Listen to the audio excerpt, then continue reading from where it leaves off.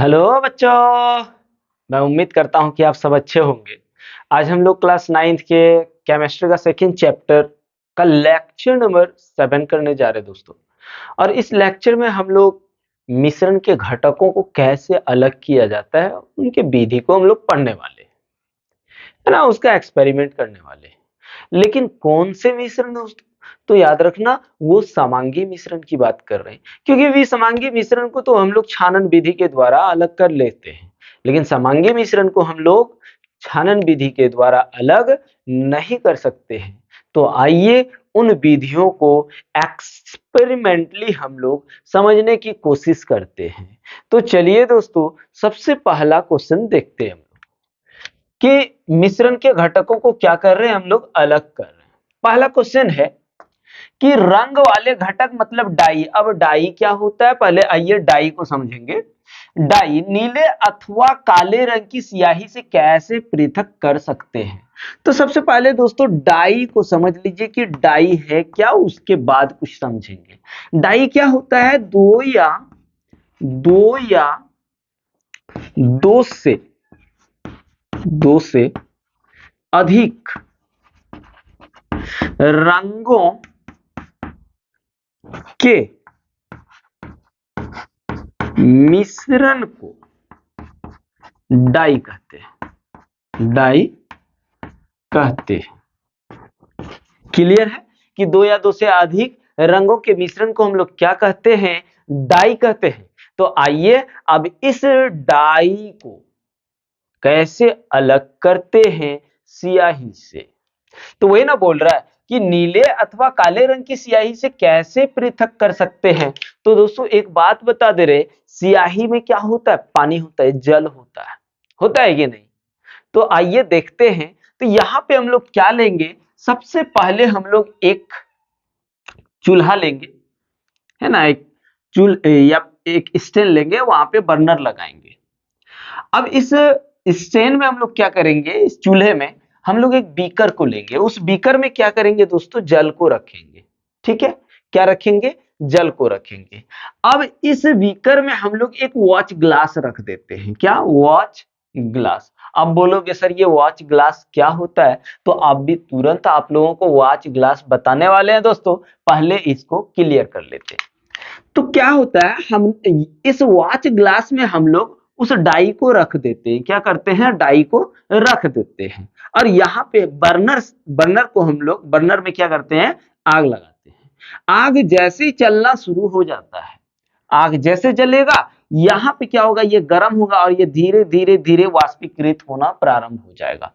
और इतना गर्म हो जाएगा कि ये वॉच ग्लास धीरे धीरे गर्म हो जाएगा। और वॉच ग्लास जैसे ही गर्म होगा दोस्तों, क्या होगा अब बोलोगे कि सर वॉच ग्लास को यही क्यों नहीं रख दिए थे। तो यहां अगर वॉच ग्लास को रख देंगे दोस्तों, तो वॉच ग्लास टूट जाएगा, है ना, चकनाचूर हो जाएगा। इसलिए हम लोग बीकर के ऊपर में क्या करते हैं, वॉच ग्लास को रखते हैं।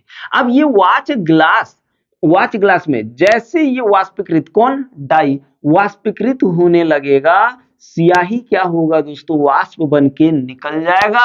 और आपका डाई या दूसरा रंग जो होगा, अर्थात रंग जो होगा या स्याही होगा, वो आपका नीचे यहाँ पे बैठ जाएगा।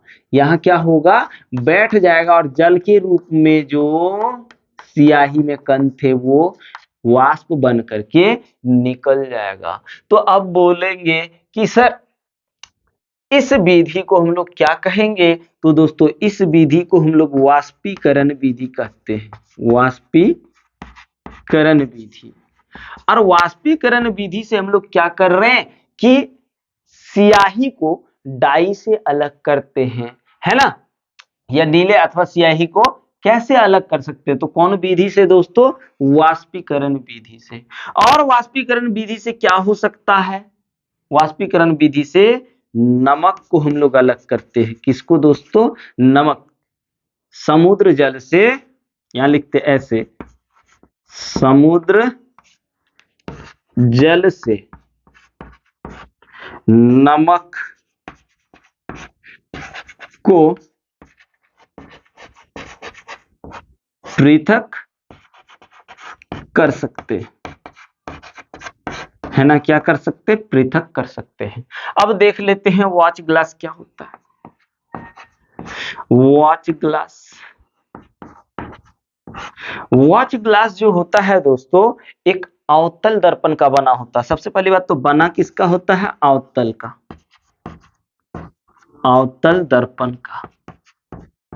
ठीक है, इसको हम लोग क्या करते हैं, रसायन में करते हैं इसका उपयोग। वॉच ग्लास का उपयोग किसमें करते हैं, रसायन में, रसायन में हम लोग करते हैं। रसायन मतलब केमिस्ट्री में करते हैं। और इसको क्या करते हैं, बीकर या फ्लास्क का ढक्कन के रूप में उपयोग करते हैं। बीकर या फ्लास्क के ढक्कन के रूप में करते हैं। क्या करते हैं, उपयोग करते हैं। चौथी बात दोस्तों, क्या करते हैं, इसमें किसी ठोस को वजन करने में इसका काम आता है, रसायन में। लेकिन हाँ, ठोस को वजन करने में काम आता है। और लास्ट पॉइंट है वॉच ग्लास का दोस्तों, क्योंकि इसको भी तो जानना है ना, जब यहाँ वाष्पीकरण का प्रोसेस हो रहा है तो यहाँ देखिए वॉच ग्लास लगा है, तो ये वॉच ग्लास होता क्या है, इसको भी तो जानना है। तो दोस्तों यहाँ आता है, उसके बाद इससे ठोसों को अलग करते हैं, अलग करते हैं, है ना। तो क्या डाई को हम लोग स्याही से कैसे अलग कर सकते हैं, वाष्पीकरण विधि से। और इस वाष्पीकरण विधि से और एक क्या करते हैं हम लोग, वाष्पीकरण विधि से और एक काम करते हैं, समुद्र जल से नमक को हम लोग पृथक करते हैं। और कैसे, यही प्रोसेस से दोस्तों, यही प्रोसेस से हम लोग यहाँ पे नमक उस विलयन को रख देते हैं, उसके बाद जैसे गर्म करते हैं वो विलयन निकल जाता है और क्रिस्टल के रूप में आपका नमक नीचे तल पर बैठ जाता है। अब आता है दूसरा पॉइंट दोस्तों, कि दूध से क्रीम, क्या कह रहा है, दूध से क्रीम को कैसे पृथक कर सकते हैं, मक्खन कैसे निकालते हैं दूध से। तो आप क्या करिए, आप एक कंटेनर लीजिए, देखिए यहाँ पे एक कंटेनर लिए हुए हैं। इस कंटेनर में हमने क्या किया हुआ है, दूध को रखा हुआ है। ठीक है दोस्तों, अब लकड़ी का एक डंटा लेंगे और इस डंटे में हम लोग क्या करेंगे, एक रस्सी बांधेंगे। क्या करेंगे, एक रस्सी बांधेंगे। और रस्सी बांधने के बाद उस डंटे को ऐसे करके घुमाना शुरू कर देंगे, बहुत तेजी के साथ घुमाएंगे। और जैसे तेजी के साथ घुमाना शुरू कर देंगे, हल्का पदार्थ जो होगा वो ऊपर उठ जाएगा। हल्का पदार्थ क्या होगा दोस्तों, ऊपर उठ जाएगा और भारी पदार्थ आपका नीचे बैठ जाएगा। भारी पदार्थ क्या होगा, नीचे बैठ जाएगा। और ये हल्का पदार्थ जो होता है ना दोस्तों, वही आपका मक्खन होगा। क्या होगा, मक्खन होगा, है ना। और इस विधि को हम लोग क्या कहते हैं, इस विधि को हम लोग बोलते हैं अपकेंद्र विधि। अपकेंद्रीय विधि, है ना, अपकेंद्र विधि। ऐसे ऐसे करना क्या है, ऐसे करके डंडे को घुमाना, ऐसे ले जाना, रस्सी को ऐसे टानोगे खींचोगे तो वो घूमना शुरू हो जाएगा, उसको बोलते हैं अपकेंद्रण। यानी कहता है दूध से क्रीम को कैसे पृथक कर सकते हैं भाइयों, तो हम लोग अपकेंद्र विधि से कर सकते हैं। और कैसे कर सकते अभी हमने दिखाया, है ना। अब हम लोग नेक्स्ट पॉइंट देखते हैं, और यहां कह रहा है दो अघुलनशील द्रव। जैसे आप ले लीजिए जल में केरोसिन तेल, क्योंकि जल में अगर केरोसिन तेल को मिट्टी का तेल, या फिर बोलो केरोसिन तेल, या उसी को मिट्टी का तेल कहते हैं, तो जब हम लोग उसको जल में मिला देते हैं दोस्तों, तो वो घुलता एक साथ है नहीं। तो हम लोग इसको अलग कैसे कर सकते हैं, तो हम लोग इसको पृथक्करण कीप के द्वारा अलग कर सकते हैं। किसके द्वारा, पृथक्करण कीप से। अब ये पृथक्करण कीप से हम लोग कैसे अलग करते हैं, आइए एक एक स्टेप को समझने की कोशिश करते हैं। सबसे पहले आप क्या करिए, जल और मिट्टी का तेल जिसमें घुला है उसको आप इसकी यहां जो खुले हैं इस कॉर्क की जगह से डालिए। डालने के बाद दोस्तों उसको कुछ देर के लिए शांत छोड़ दीजिए। ठीक है, किसको? उस जल और मिट्टी के तेल वाले विलयन को। आप कुछ देर के लिए जब शांत छोड़ देंगे तो देखिए दोनों एक जल और तेल अलग अलग परत बना लेगा। तो अलग अलग या ऐसे देखिए अलग अलग दोनों क्या कर रहा है, परत बना ले रहा है। ये मिट्टी का तेल है और ये जल है। जैसे ये अलग अलग परत बना लेगा आप क्या करेंगे, स्टॉप कॉर्क को ऐसे करके निकाल देंगे। ये मेरा क्या है, स्टॉप कॉर्क। ठीक है, ये क्या है, स्टॉप कॉर्क। इसको जैसे ऐसे करके धीरे धीरे ऐसे करके निकाल लेंगे और आप ध्यान देंगे कि तेल और जैसे जल धीरे धीरे निकलना शुरू होगा और ये परत तो आपको यहां दिखाई देगा, फटाक से इसको बंद कर देंगे। ठीक है, जैसे ही बंद कर देंगे आपका तेल ऊपर रह जाएगा, जल सब निकल जाएगा। और इस तरह से हम लोग मिट्टी के तेल और जल को अलग कर सकते हैं। वैसे ही दूसरा क्या होता है, दूसरे की बात करें तो अदर ऑयल कह सकते हैं, नारियल तेल है, सरसों तेल है और जल के मिश्रण को हम लोग पृथक्करण कीप के द्वारा अलग कर सकते हैं। तो चलिए दोस्तों इसका स्क्रीनशॉट ले लीजिए, फिर आगे देखते हैं। ले लीजिए। अब देखते हैं हम लोग अगला पॉइंट, है ना। तो यहाँ पे क्या है दोस्तों, अगला पॉइंट कि नमक तथा कपूर के मिश्रण को कैसे पृथक कर सकते हैं। तो नमक और कपूर के मिश्रण को दोस्तों हम लोग पृथक करने के लिए ऊर्ध्वपातन विधि का उपयोग करते हैं। किसका? ऊर्ध्वपातन विधि का। लेकिन ऊर्ध्वपातन विधि होता कैसे, उसमें नमक और कपूर को अलग करते कैसे हैं, उसको हम लोग एक्सपेरिमेंटली समझेंगे। लेकिन किस विधि से? ऊर्ध्वपातन विधि से। ऊर्ध्वपातन विधि से, है ना। क्या करते हैं, नमक और कपूर को अलग करते हैं। सबसे पहले क्या करेंगे, एक कीप लेंगे और साथ में हम लोग एक आपका चीनी मिट्टी का प्याली लेंगे। ठीक है, उस चीनी मिट्टी के प्याली में हम लोग नमक और कपूर के मिश्रण को रख देंगे। ठीक है, अब क्या करेंगे दोस्तों, यहां पे हम लोग रुई का प्लग लगा देंगे ताकि निकले ना वो गैस, जब गर्म करेंगे तो गैस वगैरह निकले ना। अब क्या होगा, यहाँ पे हम लोग हीट करना शुरू करेंगे, आग लगाएंगे बर्नर में। ठीक है, हीट करना जैसे ही शुरू करेंगे तो क्या होगा, कपूर द्रव अवस्था में आए बिना सीधे गैस अवस्था में आ जाता है। तो इधर कपूर क्या होता है, गैस अवस्था के फॉर्म में आ जाता है। देख लीजिए कपूर का वाष्प अवस्था ये है। ठीक है, अब क्या होगा दोस्तों, कुछ देर बाद जैसे इसको हम थोड़ा ठंडा करना शुरू करेंगे तो कपूर के जो गैस होंगे वो इधर ठोस होकर के चिपक जाएगा। क्या होगा, ठोस होकर के चिपक जाएगा। ठीक है, तो कपूर यहाँ पे हमको मिल जाएगा और कपूर तो गैस अवस्था में आकर के निकल चुका था। नमक अब क्या होगा, यहाँ पे बैठा हुआ हमको मिलेगा। क्या होगा, नमक यहाँ पे बैठा हुआ मिलेगा और इस तरह से हम लोग नमक और कपूर को अलग कर सकते हैं, है ना। यहाँ पे उल्टा कीप हम लोग लगाएंगे। अब आता है दोस्तों क्रोमेटोग्राफी विधि, जिसको हम लोग हिंदी में बोलते हैं वर्ण लेखन। क्या बोलते हैं भाइयों, वर्ण लेखन। तो इस विधि के द्वारा हम लोग क्या करते हैं, मिश्रण के घटकों का पृथक्करण करते। पृथक्करण मीन्स अलग करते, अलग करना, है ना।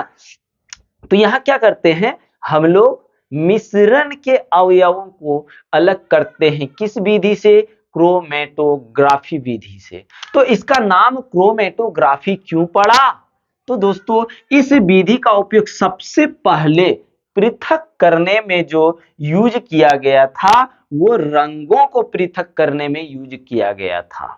ठीक है, इसलिए इसे हम लोगों ने क्या कहा था, क्रोमेटोग्राफी विधि कहा गया था। और ऐसे भी ग्रीक शब्द में क्रोमा का अर्थ होता है रंग।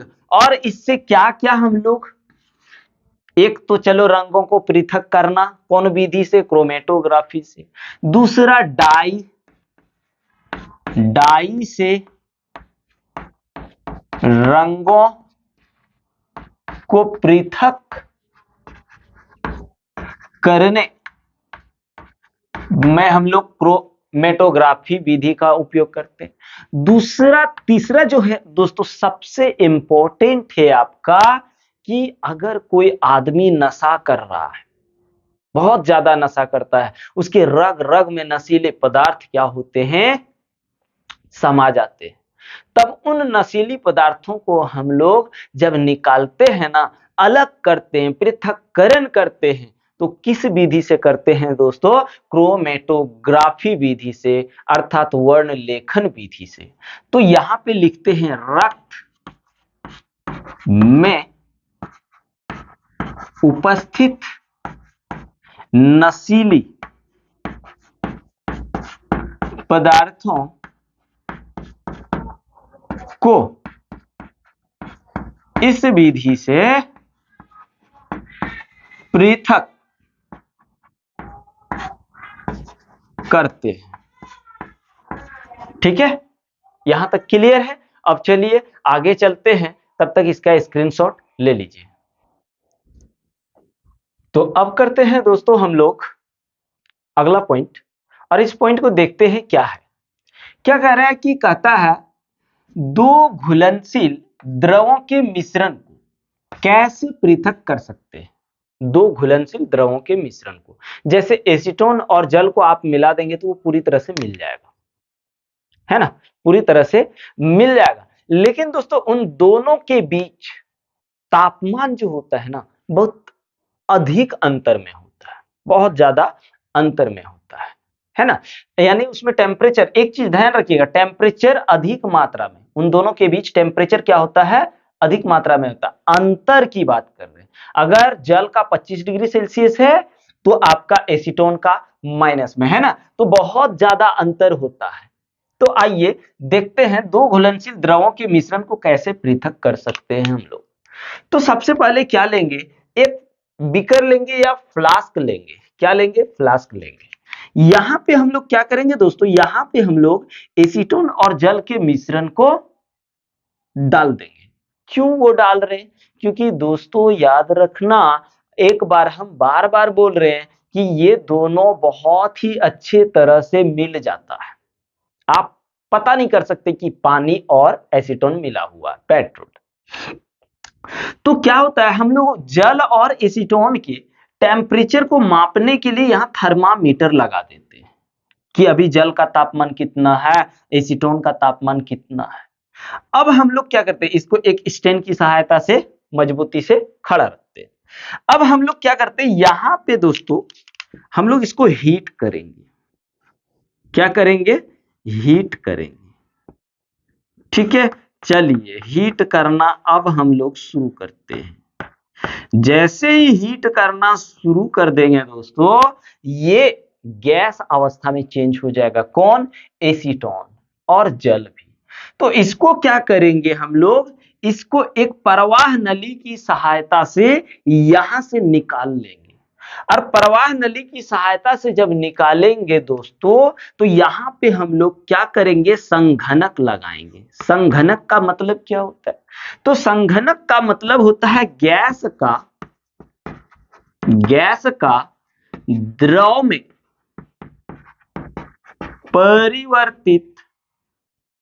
परिवर्तित करना क्या कहलाता है, संघनक कहलाता है।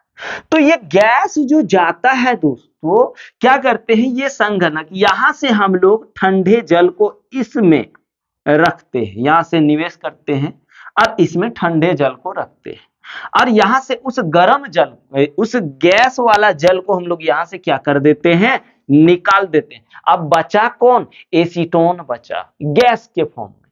तब ये जल क्या करता है, ये शीतल जल यानी ठंडे जल उस एसीटोन को द्रव में बदल देता है। गैस अवस्था में आ गया था तो उसको क्या कर देता है, द्रव अवस्था में ले आता है, और उसके बाद यहां पे हम लोग एक कंटेनर रखते हैं, और इससे वो एसीटोन जो द्रव अवस्था में आ चुका होता है वो यहां से गिर जाता है।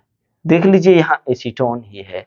तो सर इस विधि को क्या बोलते हैं दोस्तों? इस विधि को हम लोग आसवन विधि बोलते हैं। आसवन विधि, यानी आसवन विधि की सहायता से हम लोग दो घुलनशील द्रवों के मिश्रण को पृथक कर सकते हैं। लेकिन इसका दूसरा पॉइंट बहुत इंपॉर्टेंट है, याद रखना। लेकिन दोनों द्रवों के बीच तापमान में बहुत अंतर होना चाहिए, बहुत अंतर होना चाहिए। ठीक है, क्या होना चाहिए? दोनों द्रवों के बीच बहुत अंतर होना चाहिए।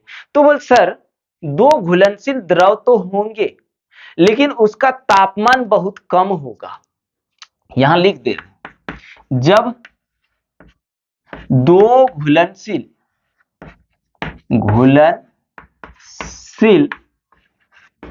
द्रवों के बीच तापमान बहुत कम हो तो उसे परभाजी आसवन विधि द्वारा अलग कर सकते हैं। तो दोस्तों याद रखना, जब ज्यादा तापमान में अंतर होगा तो आसवन विधि, और बहुत ही कम अंतर हो तो परभाजी आसवन विधि, है ना। तो चलिए इसका स्क्रीनशॉट ले लीजिए।